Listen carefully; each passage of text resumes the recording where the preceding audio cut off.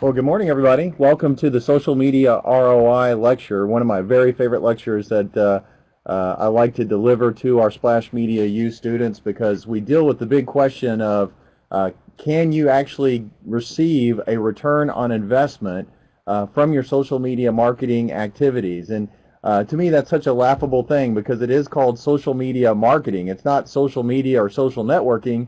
It's social media marketing. And when you add that word marketing to the end of social media, there's an expectation that businesses are going to receive something valuable for their business. And so really excited to dig into this very complex topic today. And I'm going to show you in just a second where to go get the workbook if you haven't downloaded the workbook yet, because you're going to need it. You're going to want to take some notes on it. You're probably going to want to watch this lecture again or the archive version that we have online, because really improving your ability to deliver value for businesses over the long run are going to take two critical ingredients.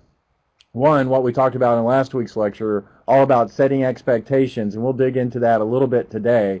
But mainly, once you've set expectations and you kind of explain to a business that we're going to crawl before we walk and we're going to walk before we run, now we also need to figure out how are we going to begin with the end in mind and understand, how many leads or how many sales or what are we going to measure? What are those key performance indicators that we're going to report back to management, showing them that we truly are generating a return on investment? And so don't be afraid of it. You absolutely can do it if you do it the right way and you set expectations properly with the organization that you work for. So step one, let's just run over to the website real quick and let me show you where you're going to get the workbook if you haven't downloaded the workbook yet.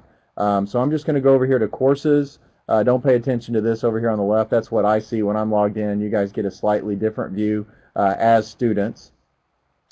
And so here we are in the live lecture section, and I'm just going to go down here to the social media ROI lecture, which is the one that we're actually watching right now. There's the workbook. It's every slide I'm going to cover is available to you there.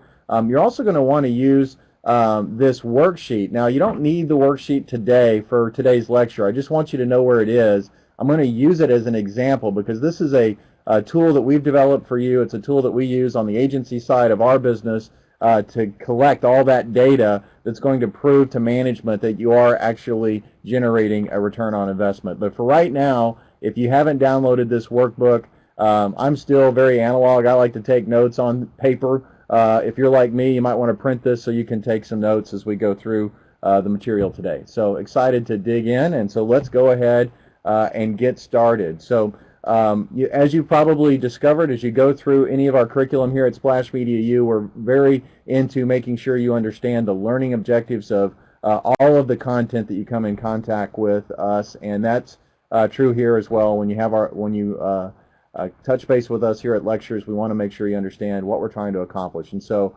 here's what you're going to learn today. You're going to learn about the two types of measurement.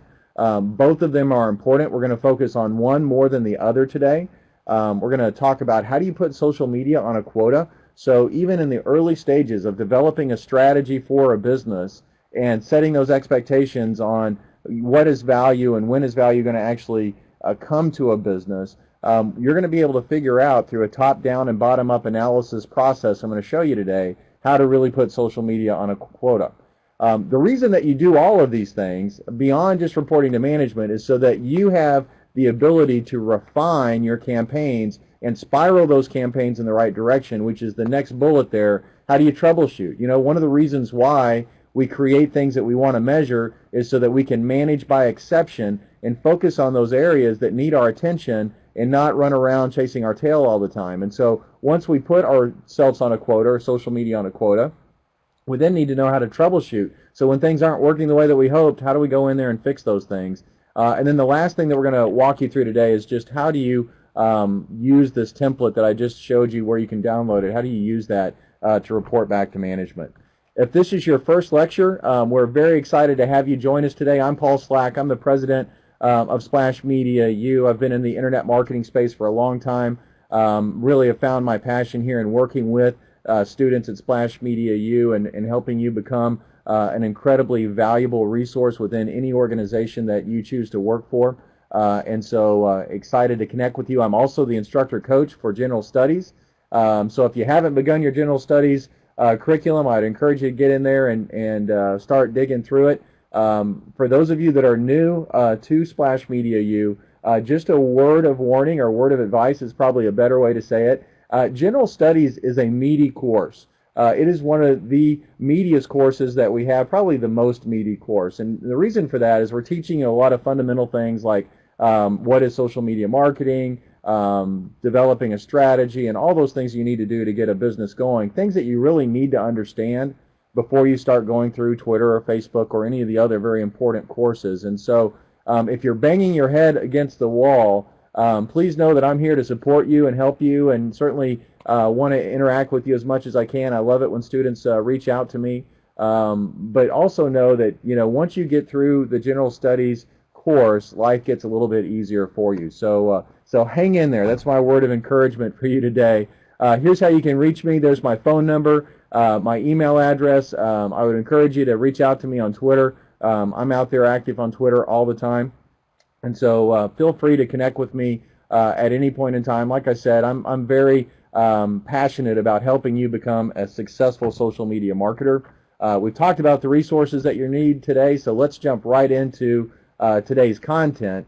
And if you remember, one of the first things we're going to try to accomplish is help you understand that in the world of measurement and just reporting on social media return on investment, there's two types of measurement that we need to be aware of.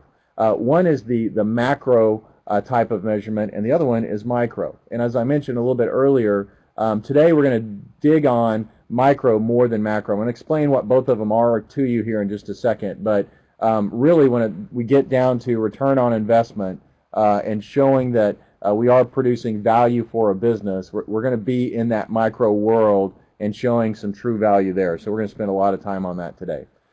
So both are really important and are reflected in the social media business plan. If you've gotten to that assignment yet, you'll notice that in the corporate overview section is where you're going to put the macro key performance indicators, or what you're trying to achieve from a macro perspective. And then in the social media milestones section of the social media business plan, that's where you're going to put in the micro milestones as well. So what are we talking about when we say macro measurement? Well, what we're doing is we're looking at the big picture over a longer period of time. And so typically these tie right into a company's overall strategic objectives or corporate objectives. So a macro example might be, like you can see here in the slides, sales growth. We want to grow our sales by 15% over the next 12 months. Or profitability. We want to grow our EBITDA or net profit by such and such a percentage. Or we want to launch this new product and we want to make this number of sales with this new product. Or we want to penetrate new markets, like we want to get our product into Australia, or we want to get our product into Europe, and how are we going to measure that? So those are examples of macro types of measurement that would be reflected in that first part of the social media business plan. Now, micro is totally different, but equally as important.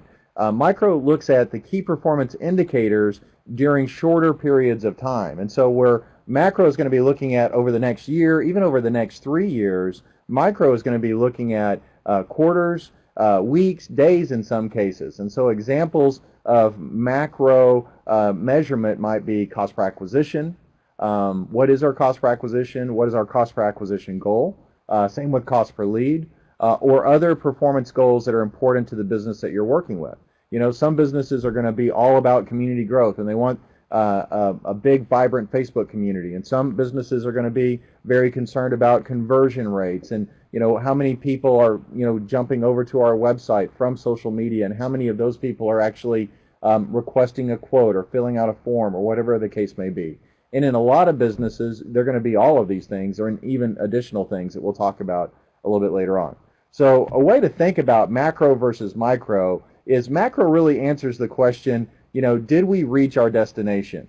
And so if we're trying to travel from, as you can see on the map here, all the way from Seattle to New York City, let's say, macro is answering the question, are we in New York City or are we in St. Louis? Okay, if we're in St. Louis and we're trying to get to New York City, we got a problem. Okay. Micro is, are we heading in the right direction? And so, using the map analogy again, we've got to get out of Seattle, and then we've got to move through these various states, and are we on the right highway? Are we off the highway? Are we on some back street now? Are we at a dead end?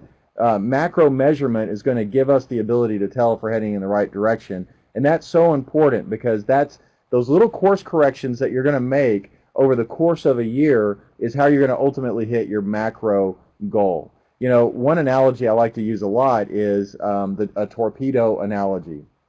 So I'm not sure if you're familiar with how torpedoes work. I wasn't until I read this really good analogy on measurement a couple of years ago, but really torpedoes, believe it or not, are never on course, but they hit their target all the time. And what happens is they've got a gyro inside of the torpedo, and so it knows when it's gone too far off course. And so they shoot this torpedo out of a submarine, and when it gets too far left off of its target, the gyro says, hey, you need to go right. And so then it changes and starts moving to the right until the gyro says you've gone too far right. And so it's basically doing this, but because the gyro is giving it those course corrections, it ultimately hits its target. And as a social media marketer, we need to do the same thing. And so we need to know where we're trying to go. That's the target. And the micro measurements are the gyroscope inside of the torpedo that's going to help us make those course corrections along the way. So hopefully that helps you get an understanding of what we're talking about here from macro to micro. Another thing that I want to just communicate on, and you'll see this also in the general studies course as you go through it, is what we call the company's hierarchy of need. And when you're thinking about putting social media on a quota, it's really important that you understand this hierarchy of need, because every one of these stages are very valuable to a business. But if you're going to ultimately get to return on investment for a business, you need to climb as high up this food chain as possible. So, think of this as like Maslow's hierarchy of needs. And, Maslow says the first thing we need is food, and then shelter, and then clothing. And so a business needs valuable things as well. And as you progress up the pyramid here, those are going to be more challenging to get to, but not impossible, because I'm going to show you how to do that today, but also more valuable to the business. And so the bottom of the rung here is just identifying your target audience. Believe it or not, that's incredibly valuable, right? There's millions and millions, a billion people on Facebook today. A business doesn't need to interact with all billion people on Facebook. They need to find those individuals on Facebook or in any social media platform that are predisposed to have an interest or a need that they can satisfy, or know somebody that has an interest or a need that they can satisfy. So a big part of your job, and why we talk about key phrase research and developing great content, as you'll see here in a second, all tie into this idea of who is our customer and what is it where do they like to hang out, so that we can get to the next stage here, which is connecting with them. So once we identify a customer, the next thing we need to do as a social media marketer is reach out there and get them to connect. This is the whole idea of going through the tactical wheel. We're going to identify these prospects by strategically thinking about who they are, and then by listening. And now what we're going to do is go through some best practices and some methods to get them to friend, follow, and like your business. Once we've got that nailed, now we're ready to move into the next level of value for a business, which is leading with remarkable content. And so, believe it or not, if you only got to this stage, you're actually doing a lot of good things for a business. You've identified their target audience in social media. Their target audience is beginning to connect with that brand in social media, and now you're giving them relevant content because you understand what they're looking for. You understand those questions that they're trying to get answered, and you're using content as a way to answer those questions. That's a good thing, but it's not good enough if we're going to truly try to generate return on investment for our energy and our effort. If we're following the processes that we teach here at Splash Media U, what you'll discover is eventually you're going to start generating leads. And this is going to happen as a result of two things, primarily. One is your content is going to live inside your blog. A lot of your content is going to live inside your blog. Your blog's going to get some good search engine rankings because of that. You're going to promote that blog content in your social channels. People are going to click from those social channels over to your website, over to your blog, and then you're going to have calls to action. I'm just walking you through the tactical wheel here and giving people a reason to take the next step.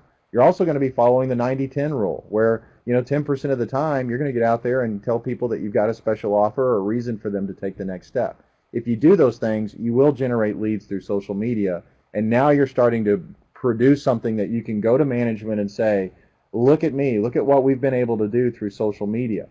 Now, remember from last week's lecture, the more leads really happens in, starting in about month 6, okay? So you need to set those expectations properly and let them know that the first quarter you're crawling, the second quarter you're walking, and then the third quarter and beyond is where you can really be on the hook for generating leads and sales obviously is the next level here. And so, if you're going to generate leads, obviously one awesome thing that you're going to discover in social media is those leads will turn into sales. Those are going to be highly qualified leads because, going back to the idea of the future buyer versus the now buyer, as you're engaging with these future buyers that are early cycle and thinking about, how do I solve this problem or how do I accomplish this goal that I'm trying to accomplish, and you give them useful information to help them solve that problem or accomplish that goal, they're going to be very biased towards your offering because you've been there helping them all along the way. And so those are highly qualified leads.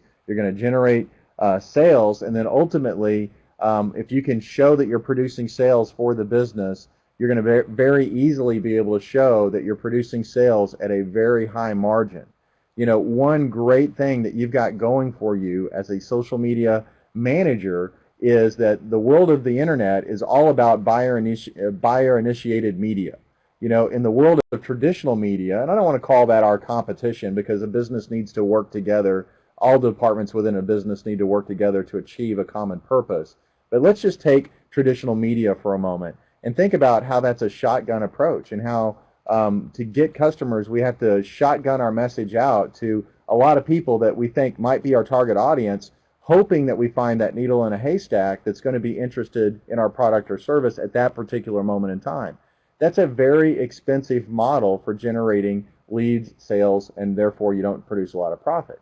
In the world of the internet and social media, you've got buyers that begin the process. That's why it's called buyer initiated, because they're very interested in solving a problem or achieving a goal. And so they're out there doing searches in Google or talking to friends or reading a blog post, and that's how you bring those people in early on. And because of that, your cost per acquisition is going to be low. And when you have low cost per acquisition, guess what the outcome of that is? More profit. And so ultimately, if you can get to the more sales rung, then you're going to very easily be able to show to management, to the company that you work for, that you're producing profit, and that's called job security. If you're producing profit and sales at a better rate than anybody else in the organization, or certainly paying for yourself, they're not going to let you go anytime soon. I promise you that. Okay, so let's get into the meat of this. I wanted to talk to you a little bit about this hierarchy of needs to kind of get that framework in your mind and to be thinking about micro measurement as we get into this complex process of determining cost per lead and cost per acquisition, and then taking that information and actually coming up with a quota for social media marketing. Okay, so the first thing we're going to do is talk about how do we deliver cost per acquisition or figure it out. And it's really going to be the same for cost per lead. I'm going to walk you through both. But if we're going to look at it from a retroactive perspective, and that's what this slide is going to do. So if your business has been in business, you're already producing sales, so you can go back and look at how many dollars did you spend to produce sales, how many sales did you generate as a result of that, or how much revenue did you generate as a result of that. Cost per acquisition is always expressed as a percentage or dollars per sale. So for example, if a company spends $10,000 in marketing, so that's what they spent on direct mail or pay-per-click advertising or whatever, and they generated 50 sales and $100,000 in revenue, what is their cost per acquisition? Well, you can take that $10,000 spend, divide it by 50 sales, and their cost per acquisition was $200 a sale. Okay, do you see that? And then same idea, $10,000 spend, $100,000 in revenue, my cost per acquisition is 10%. So this is how you can kind of take where's the world today, and that gives you a good benchmark, and I'll get into that when we talk about comparative analysis here in a little bit. But just get your head around right now, how do I determine cost per acquisition? Well, cost per lead is exactly the same process, but we're going to measure leads this time instead of sales. So it's dollars spent divided by leads. It's expressed as dollars per lead. So for example, if a company spends $10,000 in marketing and generates 50 leads, their cost per lead is $200 a lead, taking that 10,000 and dividing it by 50. Okay, so that's how you can take your current environment and just figure out, what's my situation today? What is my cost per lead? What is my cost per acquisition? And you can do that for any type of marketing spend. It doesn't have to be social media. It doesn't have to be pay-per-click. It can be traditional. It can be all those things combined to get a sense of where you're at today. Okay, so let's talk about how do we set a budget based on certain pieces of information that we have available to us. So how do we know what we can spend in order to achieve the company's objectives that we're trying to achieve? So this is a top-down analysis I'm going to walk you through. So the first question you need to ask yourself is, how much growth do you expect in net new business? Okay, so remember that kickoff meeting, we talked about that last week in last week's lecture. Part of our job during this kickoff meeting is to really set expectations, but understand the information that we need to build our social media business plan. This is a critical question. You know, what is our growth in net new business? And we are talking about net new business in most cases, because most companies have repeat business. Now, you might work for a company that doesn't, but in most cases, you know, a business knows that these customers are going to buy from me again, and so that's just kind of a given. And sure, social media can influence that a little bit, but as we're thinking about budget and quota, I want you to focus on, and I found that it's really effective if you stay focused on net new business. So new business from people that don't know that you exist today, okay? So how much of that are we expecting to generate? The second question we want to ask is, what's a realistic cost per acquisition to support our efforts? Now, we just looked at how to determine that. So you can always go back and say, here's our current cost per acquisition. Are we happy with that number or are we not? Or you can come up with a new one if the company that you're working for, or come up with a goal, I should say, if the company that you're working for really has no clue what their cost per acquisition is. Now, between 5 and 20% is a realistic percentage, and that really depends on the type of business that you're working for. So if you're a business that is service-based or IP-based, intellectual property-based, like a software company or a services business, a 20% cost per, you know, you're going to be more on that right side, if you will, more on the higher side. But maybe you're a business that has inventory. If you're an inventory-related business and you keep inventory and you resell products, or you're a manufacturer, sometimes, you know, your cost per acquisition is going to be lower, especially if you have multiple channels of distribution and things like that. So it's important to understand the type of business and then figure out what is a realistic percentage to shoot for. Once you've got that figured out, you just simply take your marketing budget, or your marketing budget basically becomes growth times the X%. So for example, if you look right here, this will make it hopefully clear for you. If a company expects to spend or expects $1 million in net new business, and they have a cost per acquisition target of 5%, then you can back into your marketing budget by taking that $1 million times 5%, and now we have a $50,000 marketing budget. And it's really important that you go through this process, because what happens is sometimes businesses don't connect those dots. They might set very lofty goals for you, or you might set very lofty goals for yourself, but then you don't provide the budget on the back end to help you get there. And there are dollars that we have to spend in social media. Just because it's free to set up a social media account in Facebook or Twitter doesn't mean that it's free to do social media marketing, and it's really important that you communicate that to your management as well. Okay, so now that we've got this information, let's move into how do we put social media on a quota. Well, we can do a couple of things. We can take our budget and divide that by our cost per acquisition, and that's going to give us our cost per lead, and that's going to give us our number of leads or sales that we need to produce. Okay, so for example, if we have a $2,000 per month budget and the cost per acquisition target is $100, then we can back into, and our cost per lead target is $10, then we can back into what our quota is. So we take our $2,000 spend divided by our cost per acquisition, and we need to produce 20 sales per month in this example here. Or if it's a cost per lead scenario, we take our $2,000 spend divided by our $10 cost per lead, and now we need to produce 200 leads per month to achieve our quota. Now, all of that, I'm just telling you, is we're going to get, we want to hold ourselves accountable to these quotas starting in that running phase, and in most businesses, that's the 6th month. You're going to be achieving key performance indicators all along the way, that we talk about, in within the general studies section as well as the lectures. So what I'm talking about here is really starting in month 6. These are the types of things that you can use to put social media on a quota. Now, let's say you want to do a top-down goal setting and determine your quota from a top-down perspective. And so there's a couple of things that we need to look at here. We want to look at what is the average customer value, and that's revenue per year. So when you have a customer walk in and purchase something from you, are they buying multiple times a year? Or are they buying once a year? That's really important to understand. And so we want to understand that value of the customer within the cycle that we're looking at. In most cases, that's a year. Number 2, how many customers do you need to achieve this growth? So if we wanted to grow our net new business by a certain amount, and we know that our customers are worth this amount, then we can back into some really important information by taking total growth divided by average customer value. Okay, and that's going to give us the total number of customers that we need.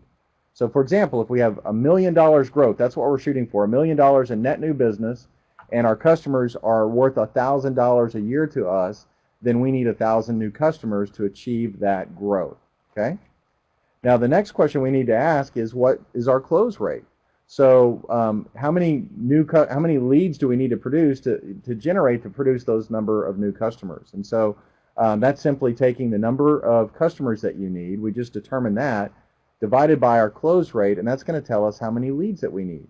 So for example, if our goal is 1,000 new customers and we have a 33% close rate, then we know we need 3,000 leads basically to achieve that objective. And so, you might be asking yourself, well, what is our closing rate? Well, you're going to have to talk to the head of sales and ask them, hey, when you get a qualified lead, what is your closing rate? What is your sales team doing in terms of being able to make that sale? And then you can use that to come up with the leads. Obviously, if you're in a lead generation situation, not all businesses, for example, are that way. But if you are and leads are important to your business, this is how you produce that lead quota. So now, how do we come up with a cost per lead and cost per acquisition goal for a business based on everything that we've talked about so far? Well, our cost per acquisition goal is going to come from our marketing budget, okay, whatever we're going to spend, and we just talked about how do you produce that number, divided by the number of new customers that we need.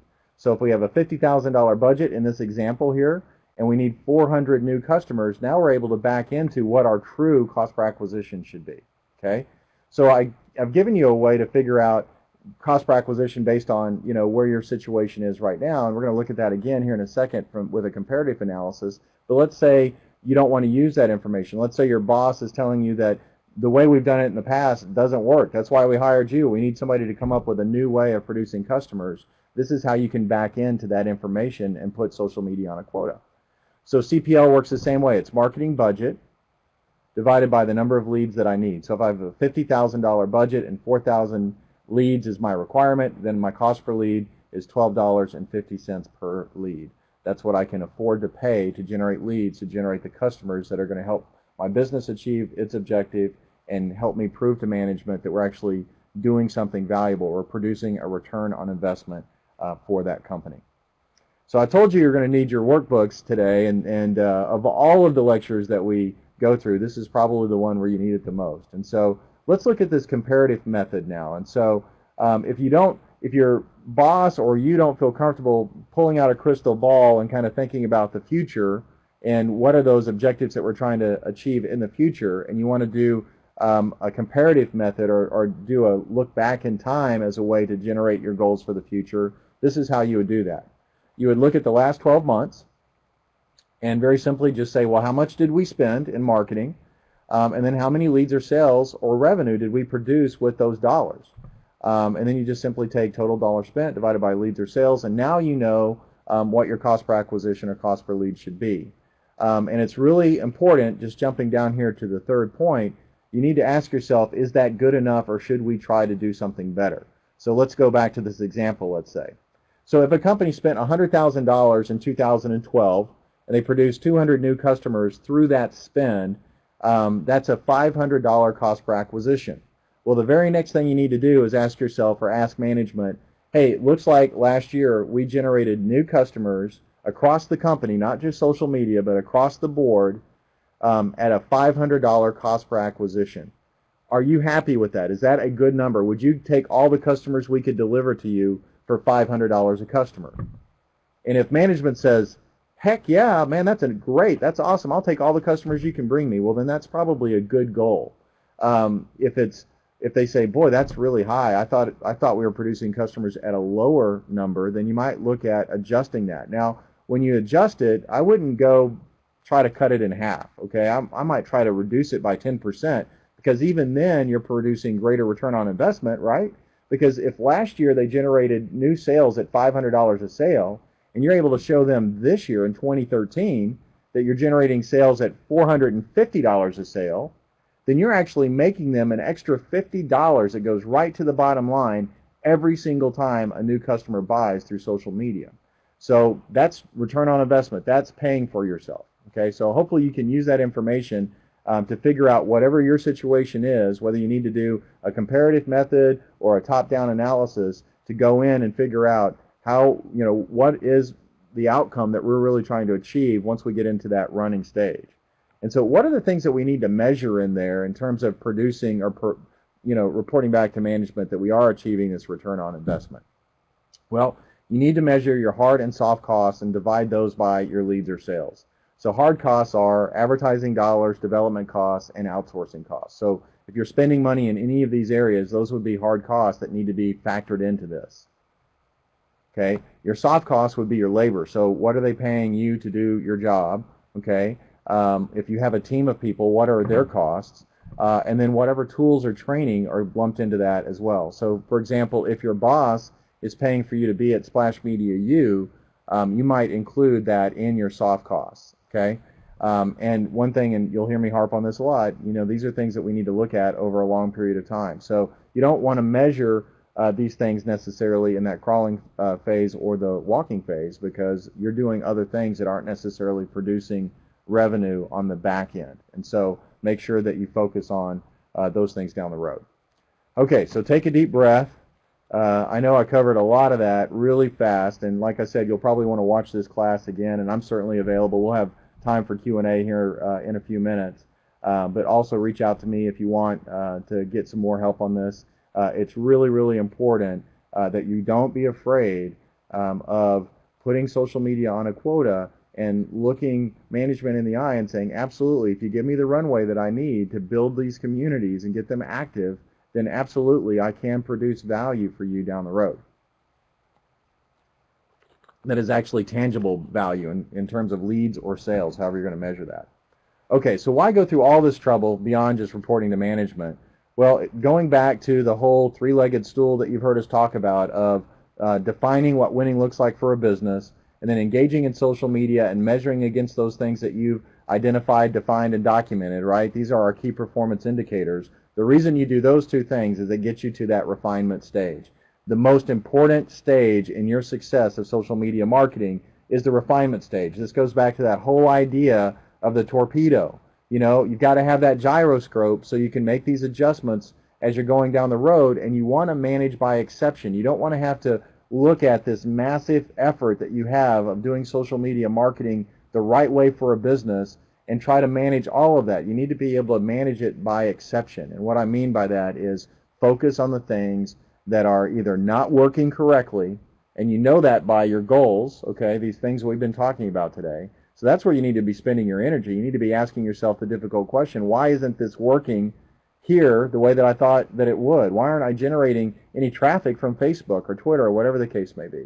Also, refinement is important, again, going back to management by exception, when you think about, setting new goals. If you had a goal and you're knocking the cover off the goal, you might consider actually creating a new goal there, stretching yourself a little bit so that you can produce even more value for the business that you're working for.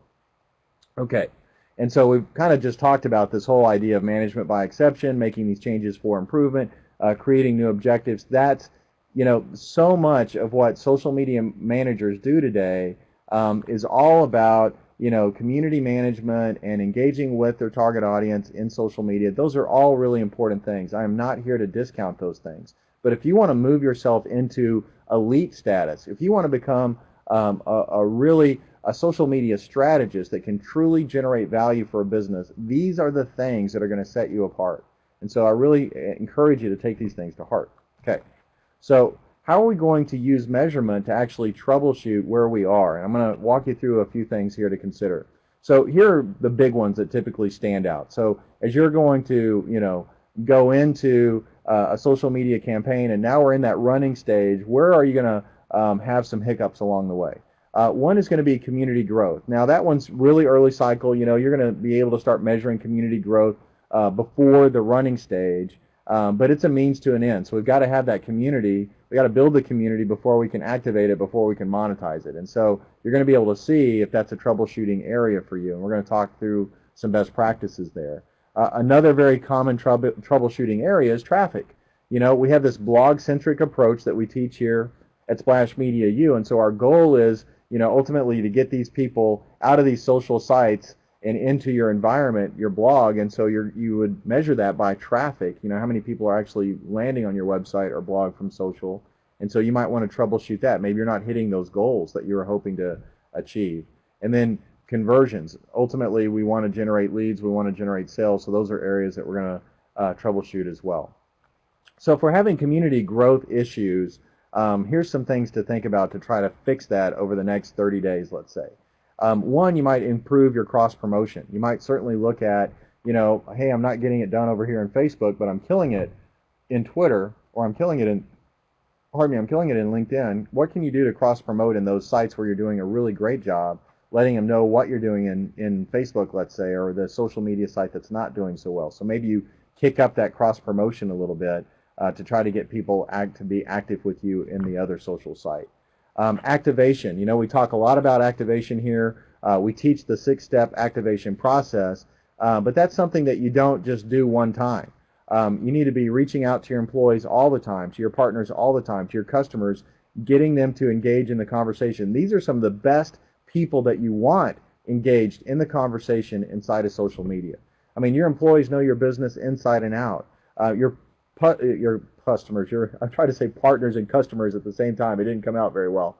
Your partners obviously are very interested in your success, as well as your customers. And so your customers, at the end of the day, people really trust what your customers say about you more than what you say about you. So getting them engaged, reminding your customers, reminding your partners and employees that you're active in social and what's in it for them. Remind them the advantages to them to be part of that conversation, and that will help with community growth. Take a look at your content mix. Is there is there a content challenge? As you're building your content around the funnel, the marketing funnel, maybe nobody's sharing your awareness content. Maybe you're not getting any comments on your awareness content, or nobody's retweeting it. You might have missed the mark. Maybe it's not that interesting. You might need to reconsider the mix in your marketing funnel. You might also consider going out and curating more content from really good thought leaders and get that out there to kind of spur the community and sharing some of that content. Now, in terms of platform specific, one thing that you can always do in Facebook, more than any other platform in my opinion, is run ads. Ads are awesome in Facebook for building community. You can also post videos. One thing that I've seen that is just a tried and true best practice is you want to get engagement up, throw some videos out there. They don't even need to be your videos. Just put some videos out there that will be relevant to your audience, and watch the comments, the likes, the shares. That's a great way to help build your community. Go to other brand pages as well and start posting on their pages. Again, not as a pushy used car salesman at all, but just to participate in their conversation. That's going to build your awareness with their community that you exist. Now on Twitter, it's real simple. Just follow more people. Get out there and find people that are active in social media and follow them, and some of them are going to follow you back. In LinkedIn, you want to invite people to join your groups. You want to send out connection requests. These are just common things that you might think about ramping up if your community isn't growing the way that you wanted it to. So let's take a look at traffic. Okay, we talked about community growth. Now we want to look at traffic. That's getting people out of these social sites into your website or your blog. So what you want to do there is make sure that you are dropping enough links to your website and to your blog. And so just take a look at your posts in all the different environments. Are there, maybe you ramp that up for a month or two and just see, by putting more links in your posts, are you getting more traffic back? Are your posts engaging? Are you not, you don't want to just promote a blog post by just taking the headline and throwing that out there in social media. You want to be thoughtful about the platform that you're involved with, as well as the topic and what somebody's going to learn and what's in it for them for reading the whole post. And so make sure your posts that promote those blogs are really engaging. And then be sure to get out there and promote them effectively. Don't just post your blog one time in Twitter. You might post that blog multiple times across the week. If you're going to blog once a week, what if maybe you've only been promoting your blog post one time in Twitter during the course of that week. Maybe you do it 3 or 4 times at different times a day just to see what's working and what's not working with your target audience. Also, remember LinkedIn groups. Go join some LinkedIn groups. Start discussions with your blogs with links back to your website, or back to your blog rather, and you'll see some traffic that way. Okay, so let's talk about, we've talked about we've talked about traffic. Let's go into this conversion area and say, how do we really improve what we're doing from a conversion perspective? Well, the first thing you need to look at is your call to action. Is your call to action clear and prominent everywhere? So do you have your phone number very clear and prominent on Facebook, on Twitter, on LinkedIn, and all your social channels? Are you using both active and passive call to action? Passive call to action is simply putting your phone number somewhere, making sure it's very visible, and putting the burden on them, so to speak, to decide at whatever moment, yep, you know what, I've got a question, I'm going to call them. That's an example of passive call to action. Active call to action is having something that you want them to do next, and that activity that you want them to do is valuable to them and valuable to you, and you're kind of selling them taking the next step. Hey, here's a great white paper. Download this white paper. It'll help you. 10 things to do before you hire a general contractor to do home improvement projects, or whatever the case may be. Something that's valuable to them that you're actively promoting as a way to get them to become a lead. We talked about clear and prominent. Also, go look at, if you're generating leads through form fills, make sure that you only have required fields for the things that you absolutely need. This is one thing that you'll probably argue with sales a lot with, right? Your sales reps want all the data, okay? But at the end of the day, every field that you require in your web environment is actually hurting your conversion rate. So only require the things from the user that's filling out the form that are absolutely necessary to deliver whatever it is that they're opting in for. And then let the sales reps do their job, man. They're getting commission. They're earning a salary. Let them go do their job and get the other information that they need to make the sale. Another thing that you want to look at is bounce rates. And so we're going to talk a little bit about bounce rates as we get into Google Analytics today as a way to measure all this stuff. But if you're looking at, people are landing on your blog or landing on your website, and you've got a high percentage of those folks hitting the back button and not going any deeper in your site, then that's a challenge. That's something that you need to look at. And one of the courses or classes that you'll go through in General Studies, you'll see me walk through this internet marketing process map that has all the inputs of traffic to your website that can be influenced by social media, and then what percentages should you expect to get from those environments. And then you look at the outputs, and one of those things we talk about is bounce rates. And so you'll want to make sure that you've got an acceptable bounce rate, which at a high level is 70%. You want to see 70% of the people that land in your environment go deeper in your site, and not just hit the back button and go back to Facebook or whatever. Okay? All right, so where are we going to measure all this stuff, especially when we get to this ROI in social media? Well, Google Analytics, in my opinion, is the best place to measure return on investment, because ultimately those things are going to happen inside of your website, and Google is a great place to measure that. It's a great tool. It's free. If you don't have Google Analytics set up and you're working for a business currently, I would encourage you to go get it set up today. If you're in school as a student right now and you plan to go work for a company once you graduate from Splash Media U, that's one of the first things I would look at, is ask your IT department, do you have Google Analytics installed? It will be your best friend, because it will help you understand what's going on out there in the world of social media and on your website. So what are some key things that we want to look at? Well, you want to look at visitors. So that's the total visitors who visit your site. And when I say site, I'm saying site and blog kind of combined here. You can look at both of those individually. You can combine them together, but I'm just going to say site, meaning both of those for right now. Unique visitors, that's the total of unique visitors who visit your site. Okay, there's a difference between visitors and unique visitors, and it's based on the period of time. So if you're looking at a 30-day period as an example, and I visited your site every day for 30 days, well, you're going to count me as 30 visits, okay, because I actually came every day. Now, when you look at unique visitors, even though I came to your website every day for 30 days, you're only going to count me one time. So, because that was one unique human being, okay? So unique visitors, I think, is a more valid number when you're trying to measure how things are going, because you're trying to get new people to come to your website. And so that number will always be less than your total number of visitors. And then page views are the total number of pages viewed by all of the visitors that landed on your website, okay? And that's all very measurable inside of Google Analytics. Bounce rate, as I've already mentioned, is the percentage of visitors that left your site without going any deeper in your site, and that's a very easy thing to measure inside of Google Analytics.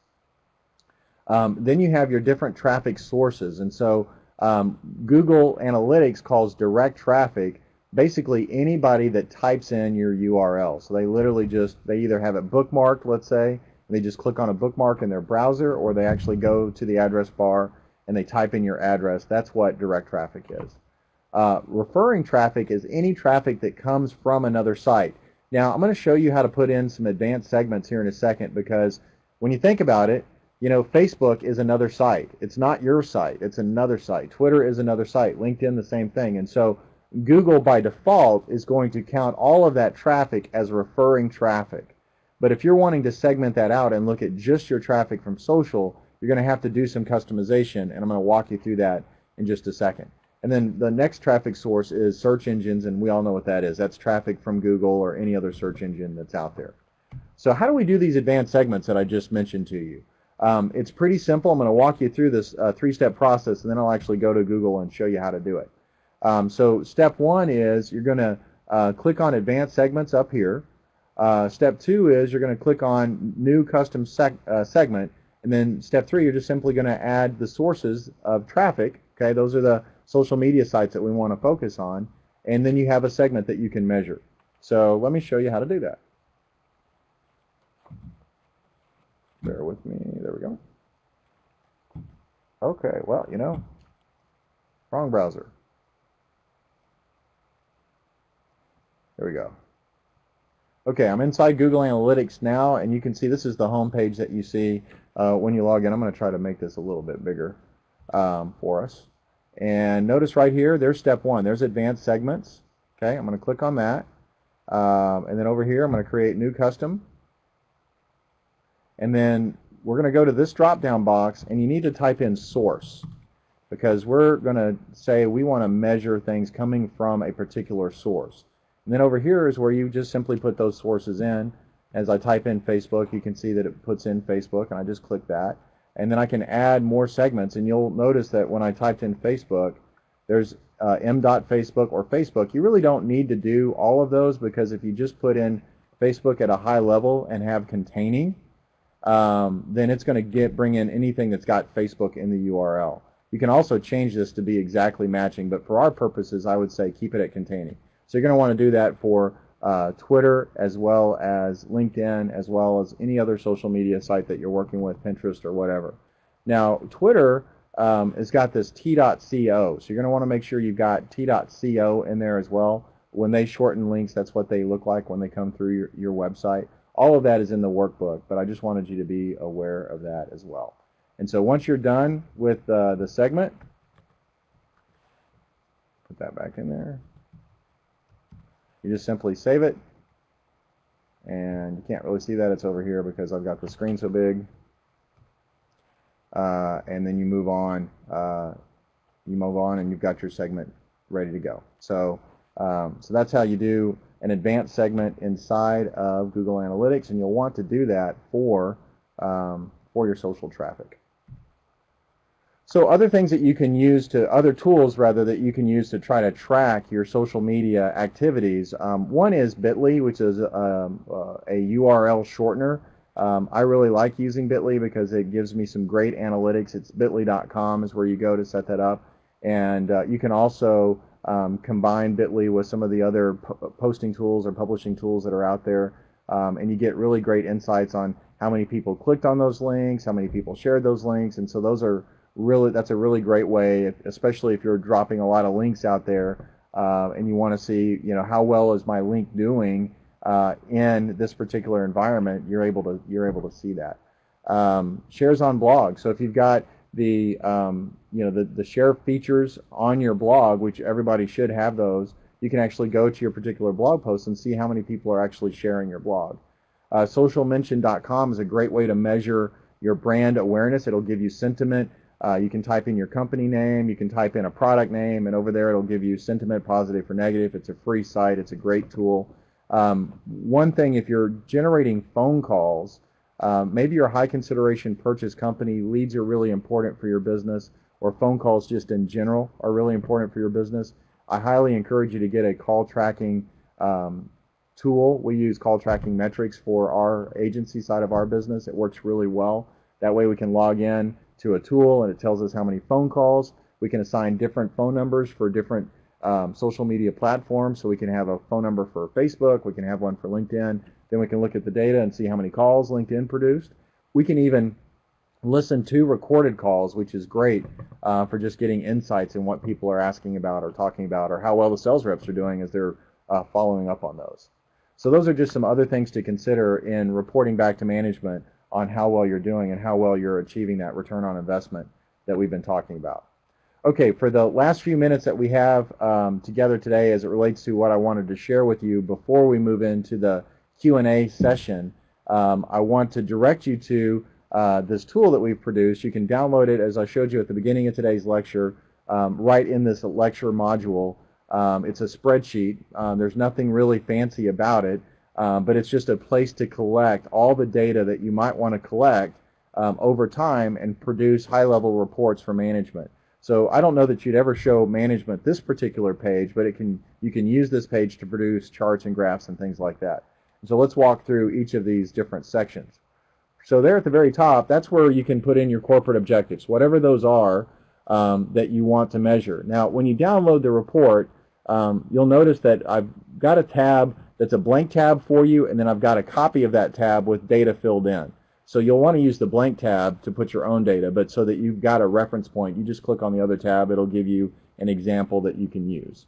So this is where you'd put in your corporate objectives, and there's room to put in 4 objectives, but if you've got less than that, that's great. If you've got 10 objectives, I can't imagine that you would, but you can expand this. It is just a spreadsheet, as I mentioned.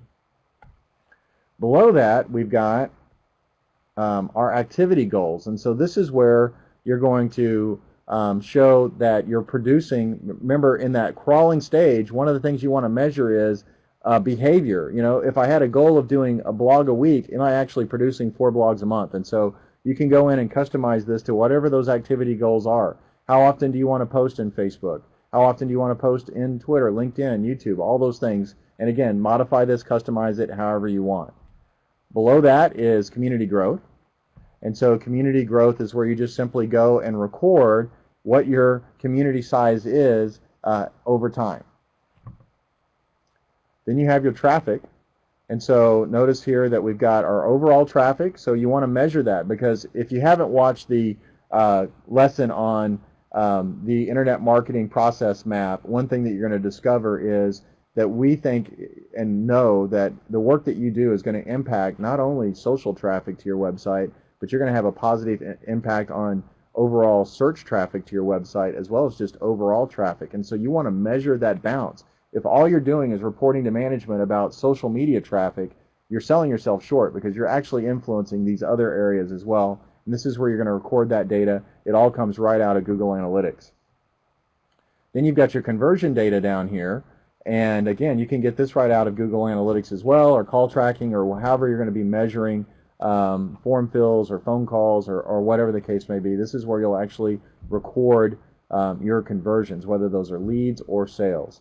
And then there's even room down here at the very bottom for any other key performance indicators that your management team or you want to track over a period of time. Okay? Now, all of that information feeds into this next tab, which basically rolls all that up from a quarterly view. you need to not get so myopic, especially when you're reporting to management as it relates to goals. To get to the, I'm not a fan of reporting on return on investment and things like that, anything less than quarterly, because there's lots of things that can happen in a quarter, and I'm sure you're aware of that. So you'll notice over here that you don't even want to really start thinking about your goals until we get into this Q3 area here, and that's why I've got that blue arrow. But you can see the things that we're looking at are, you know, a roll up of your Facebook likes, a roll up of your Twitter followers, your LinkedIn group members, and then anything else that you want to measure. These should go right back to what's in your social media business plan and those key performance indicators. Remember, we're talking about micro ways of measurement. These are micro things that you want to measure and that actually need to be reported back right into that template, the social media business plan. And then from here, you'll notice there's a third tab. That third tab will create some pretty charts for you. If you're a good chart person, you can make these a lot prettier. But there are some basic charts that you can then go in and copy and paste these into a report that you give to management, or modify them however you want, make them look more pretty, and then roll them into an overall marketing report, whatever the case may be. But these are the things typically that management is going to want to see. They're going to want to see that your community growth is getting bigger, that you're over time, so they're going to want to see that these things are looking better and getting more active over time. And then they're also going to want to see what's my year-to-date growth look like. So I want to see the trend lines, you know, what's my new traffic, what are my conversions looking like. And so all that data is right there and available for you. And so play with the tool all you want. If you have questions about the tool, reach out to me. I'm happy to give you some thoughts and opinions about that. So I don't know if you're worn out. I'm worn out after talking about return on investment for the last hour here, but again, it's a weighty topic, but an important topic. And like I said, a lot of social media managers that I've worked with over the years, when I first started working with them, they really didn't get the importance of putting social media on a quota. And if you're willing to put social media on a quota and really own this information that I just shared with you, and really be, you know, willing to have these types of discussions with management and truly put social media on a quota and set expectations properly, you're going to get into that elite status. You know, the top of the bell curve today at salary.com, if you're interested, go to salary.com, do a search for social media manager. The top of the bell curve is over $100,000 a year. So if you want to make $100,000 a year as a social media manager, you've got to be more than a community manager. You've got to be a social media strategist, and you've got to prove to management that you are absolutely improving the bottom line, and that's how you can get into that level of stratosphere from an earning potential perspective. So, okay, I'm going to stop talking now and give you guys an opportunity to talk. And if this is your first time to attend one of our lectures, here's what we're going to do. I'm going to give you guys a couple of minutes here to ask me questions through the chat window, and I'll answer them live on camera here. And as soon as it seems like we don't have any questions anymore that need to be answered live, I'm going to stop the recording, but I'll stay on the chat box for a little bit longer and answer any other questions that you might have. And so I'm just going to run over here, and if anybody has any questions, and I see we've got one from Mary Jane. Please show us again where to get the workbook for the class. I hope you didn't ask that an hour ago, Mary Jane, and I apologize, but I will show you where that is. You go over here to courses, and you go down to live events, and you scroll down. Here's all of the lectures. Okay, here's all the exams, but right here are the different lectures, and you go to the one on return on investment, and there's the workbook, and there's that monthly report that I just walked you guys through that you can download. And each week there's going to be, for the lectures, there will be a workbook, and there will always be some ancillary tools that you'll want to be aware of, resources that are available to you. So sorry I didn't see that question any sooner, Mary Jane, but hopefully that helps you, and feel free to download that and then watch the class again if you need to. So any other questions from the audience here? I'm not seeing any come through. This is a great time if you have any questions about Splash Media U in general, the General Studies course, the lecture topic that we covered today. Those are all good opportunities to get those questions answered. not only will it benefit you to hear the answer, but all the other people that are attending today's lecture will benefit. You'll benefit them as well. So I'm going to give you guys another second here or so here to get your questions asked. And going once, going twice. So what I'm going to do now is just thank you for your time. Love connecting with you guys this way. Like I said, I'm going to stay on the chat window a little bit longer, but I'm going to go ahead and end the broadcast portion of today's lecture. And so until next time, have a great day. Get into general studies, get your homework done. Reach out to me if you have any questions. We'd love to hear from you. Thanks. So I'll see you next week. Take care, guys.